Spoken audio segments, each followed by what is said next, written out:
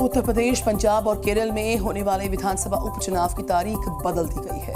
इन राज्यों की सीटों पर 13 नवंबर की जगह 20 नवंबर को वोटिंग होगी, लेकिन चुनाव आयोग के इस फैसले पर सियासत भी शुरू हो गई है। क्योंकि मतदान की तारीख बदलने के फैसले पर समाजवादी पार्टी ने सवाल उठा दिया। डिंपल यादव ने प्रतिक्रिया देते हुए कहा कि समाजवादी पार्टी की तैयारियों से बीजेपी घबराई हुई है और इसी वजह से मतदान की तारीख आगे बढ़ाने का फैसला किया गया। 20 नवंबर को चुनाव होंगे अब 13 तारीख के जगह।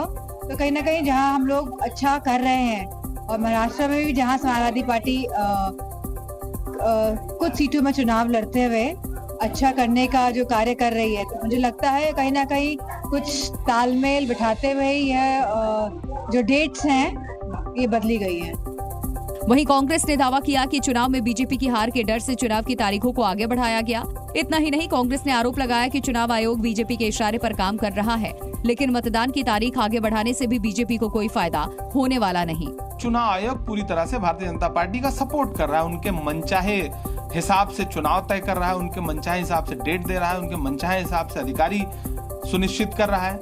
जानकारी के मुताबिक त्योहारों की वजह से चुनाव की तारीखों में बदलाव की मांग की गई थी, जिसके बाद चुनाव आयोग ने ये फैसला लिया। हालांकि नतीजे 23 नवंबर को ही आएंगे। Zee News।